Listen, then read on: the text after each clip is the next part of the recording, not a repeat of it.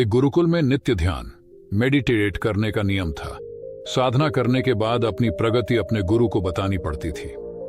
एक नए लड़के को ध्यान करने में बहुत मुश्किल हो रही थी। ध्यान के दौरान वह एकाग्र नहीं हो पा रहे थे। इस वजह से वह काफी नाराज था। उसके गुरु ने उससे पूछा, आखिर किस बात से नाराज हो?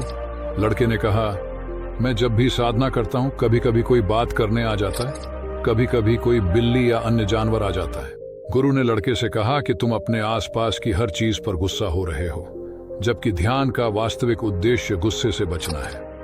आपको अपने आसपास के लोगों, जानवरों और चीजों से परेशान हुए बिना ध्यान करने का तरीका खोजना होगा। फिर वह लड़का गुरुकुल के बाहर एक शांत जगह की तलाश में निकल पड़ा। उसने एक बहुत ही शांत नदी का किनारा देखा। वह वहीं अपनी चादर बिछाकर साधना मेडिटेट करने लगा। जैसे ही उसने अपनी आंखें बंद की, उसे हवा के चलने की आवाज सुनाई दी तो वह नाराज हो गया। फिर जब पेड़ के पत्तों की आवाज आई तो उसे गुस्सा आ गया। जब भी चिड़ियों की आवाज आती तो वह उस पर गुस्सा करने लगता। उसने सोचा कि नदी के तट पर बड़ी अशांति है, क्यों न मैं नदी के बीच में जाकर साधना करूं। वह एक नाव में बैठ गया और नदी के बीच में चला गया और वहां उन्होंने ध्यान करना शुरू कर दिया। नदी के बीच में ध्यान करते हुए लड़का अच्छा महसूस कर रहा था।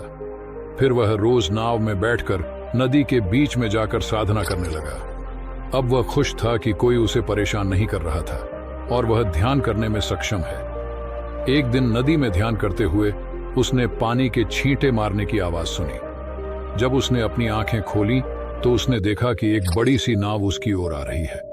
उसे बहुत गुस्सा आया। वह गुस्से से चिल्लाने लगा, अपनी नाव यहां मत लाओ, इसे मोड़ो।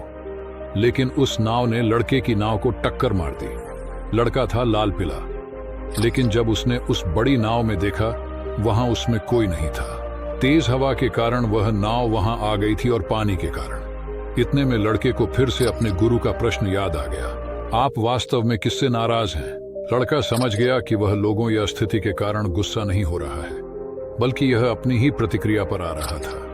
इसके बाद लड़का फिर से गुरुकुल के अंदर साधना करने लगा, जहां पहले की तरह शोर शराबा होने लगा, लेकिन वह अब उस शोर को एक खाली नाव की तरह समझने लगा था। इस कहानी से हमें सीख मिलती है कि आपकी मर्जी के बिना कोई भी चीज आपको गुस्सा नहीं दिला सकती। अगर कोई चीज आपको गुस्सा दिलाती है तो उसे एक खाली नाव की तरह ट्रीट करें। मिलते हैं किसी और प्रेरणादायक कहानी को लेकर।